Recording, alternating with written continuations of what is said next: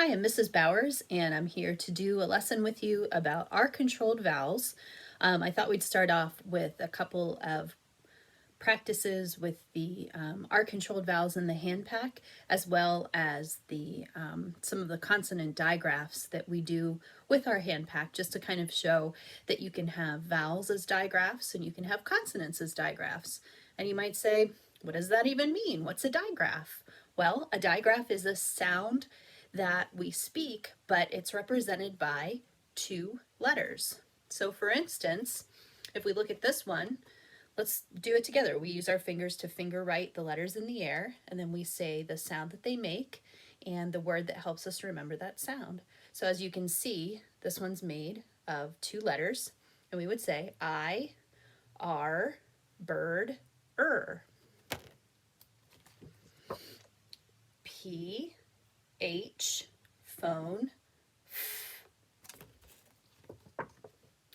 W, H, wheel, w.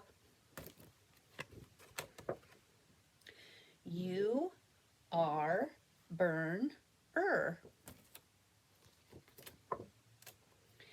S, H, ship, sh. A, R, star, R. C, H, chair, ch.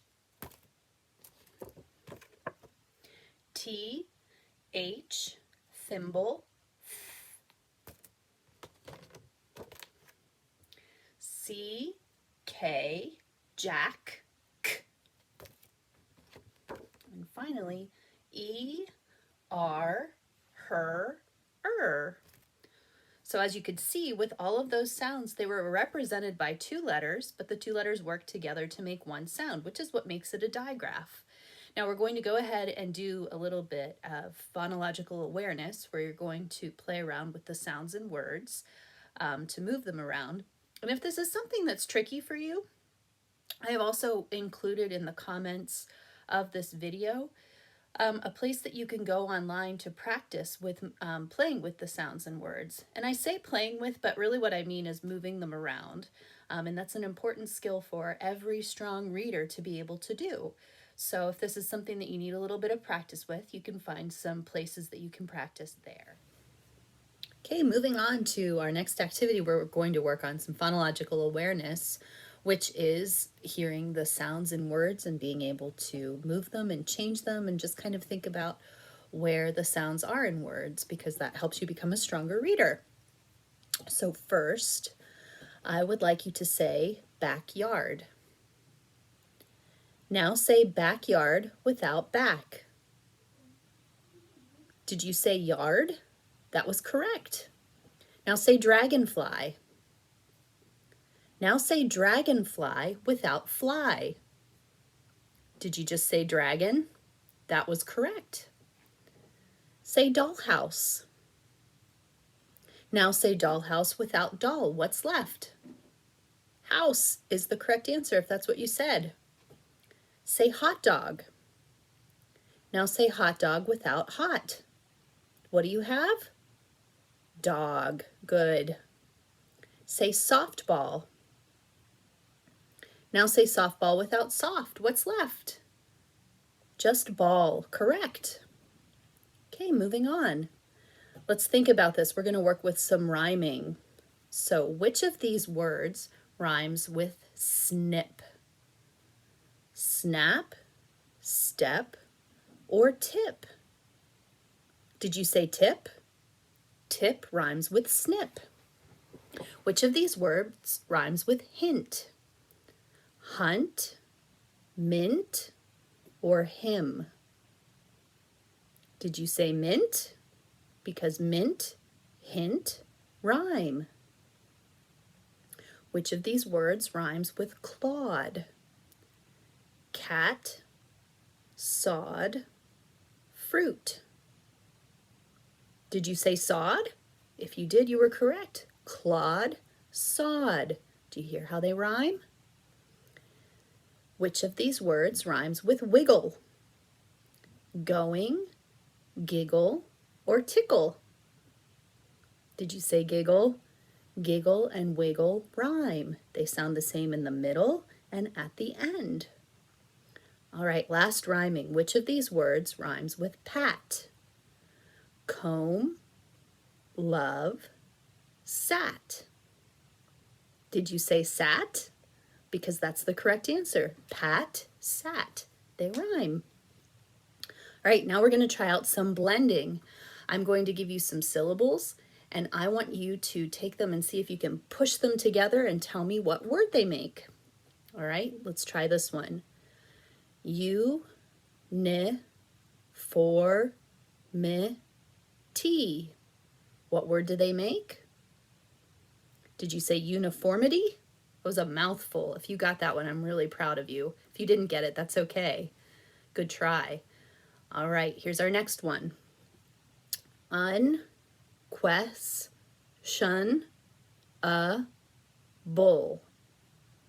What did you get? Did you get unquestionable? If you did a great job. These are tricky. Keep trying. Okay, let's see if we can squish together these syllables to make a word. Ter, mi, na, lo, G. What did you get? Terminology? Your mouth is really saying some big words. That's not easy, so keep with it. All right, here's our next one. Tradition, E. What word do we get? Did you say traditionally? Traditionally is the correct word that those syllables make. Let's do two more. All right. Investigative.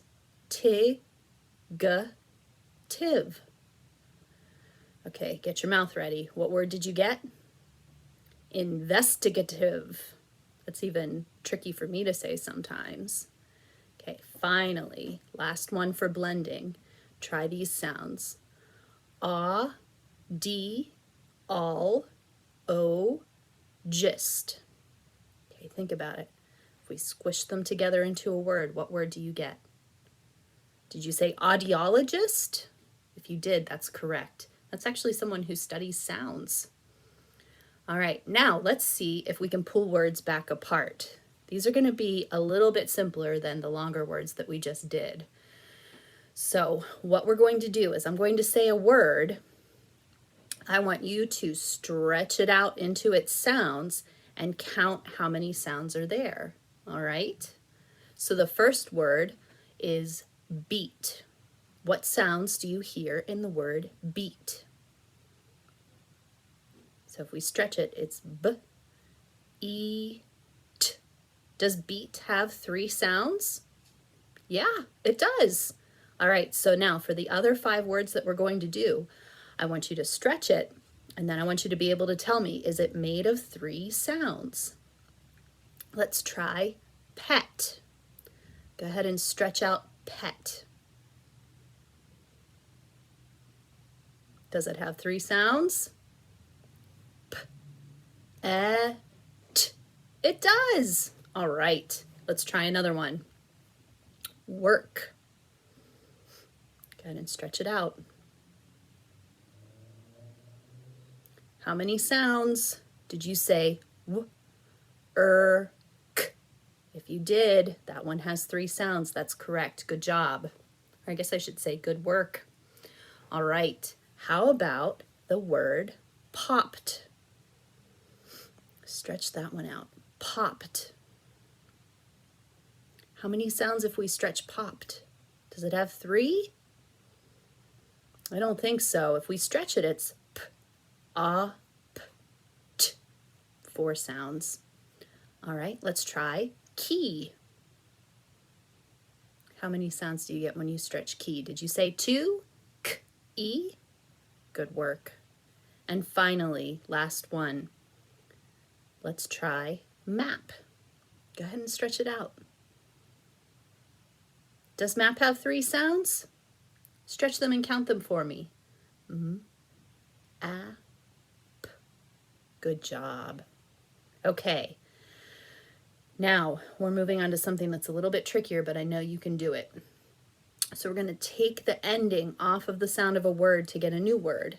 All right, so I'd like you to say the word went. Now say went without the ending sound. What word do you get? Did you say when? If you said when, that's correct. Let's listen to it.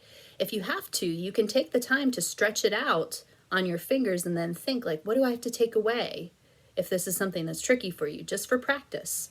All right, so if we said w, e, n, t, we know we have to take away that ending sound, so we're just left with w, e, n, when.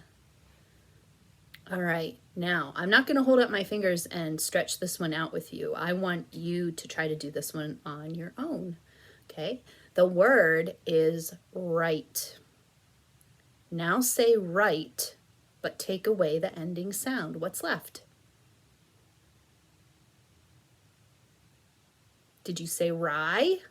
That would be right in this case. So we took right, we dropped the t, and we're just left with rye. All right, let's try this one. Say gleam. Now say gleam, but get rid of the ending sound. What word's left? Did you say glee? Glee is correct. If you have to go back and practice, you can rewind the video and practice it again so you hear it. Okay, try this one. Say stone. Now say stone without the ending sound. What's left? Did you say stow? If you said stow, you're correct. Okay, and finally, say grown. Now say grown without the ending sound. What word did you get? Did you say grow? If you said grow, you're correct. Good work.